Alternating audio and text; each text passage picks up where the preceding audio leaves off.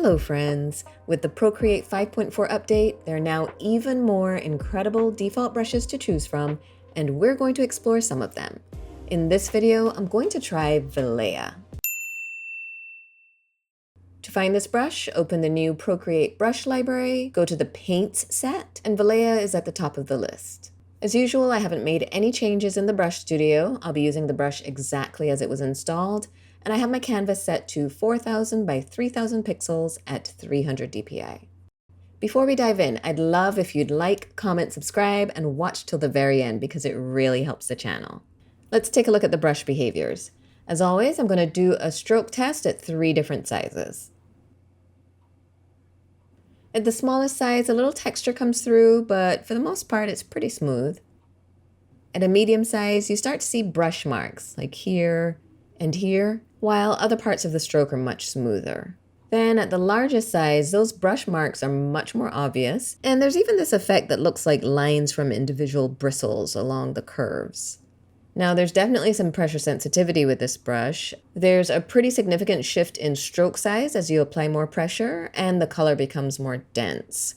So it seems like those brush marks only appear when you're using relatively light pressure. Now let's see what happens if I switch my grip and use the side of the pencil tip.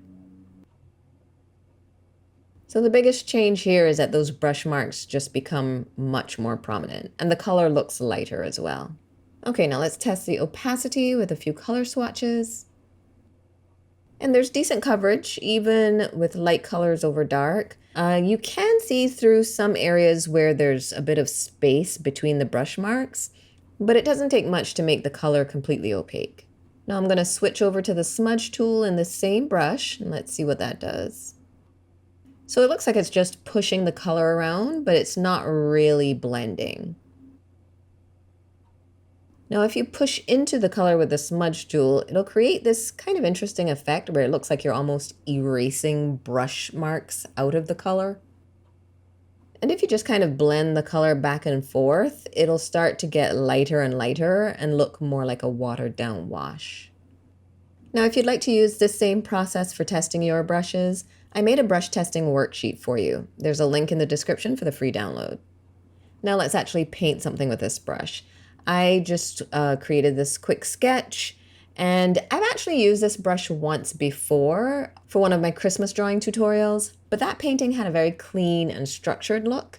This time I want to see how this brush performs with a more organic painting, so I'm going to test it with this floral drawing. I also want to see what it looks like without a textured paper background, so I'll be painting on a smooth surface, so to speak.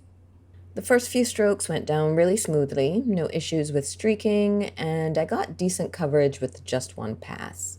The challenge came when I started to paint the cup handle. The brush stroke spreads with the smallest amount of pressure, which made it difficult to get clean, controlled lines. So it took a few tries to get that handle to not look wonky.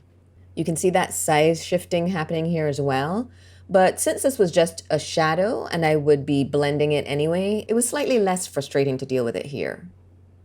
Remember how the smudge tool created kind of a watered down effect when I tested it earlier? I took advantage of that feature to soften the edges on the shadows and smooth out that color transition. Outlining and filling the petal shapes was easier because I didn't need to be too precise with the line work. So the pressure sensitivity didn't cause a problem here. And I liked that even though this pink is a really light color, I didn't have any trouble getting solid, opaque coverage on top of that vibrant pink. Rather than using the paint wash kind of blending I did earlier, here I used the smudge tool to push the color back and forth to add texture and shading to the petals. And I kept the pressure really light so those brush marks would really show through. Even though the pressure sensitivity did take some getting used to, once I got comfortable, it actually came in handy for creating dynamic, kind of free-flowing, organic line work. I basically used all the same techniques for the second flower. I was quickly reminded that it's easy to blend away too much of the color if you apply too much pressure with the smudge tool, though. I really had to use an extremely light touch, especially in order to keep those brush strokes visible. Now, painting the leaves is where the pressure sensitivity of this brush could really be put to good use. I could go from very light to very firm pressure and really lean into the dramatic shift in stroke size. I think this is when the brush felt the most like a traditional paintbrush. There were still times when I needed a few attempts to make it work though. Sometimes the brush wouldn't flow as nicely and there would be kind of a kink in the stroke, and I had to try a few times before I got it right. Despite those occasional hiccups, this feature was really helpful when painting the leaves.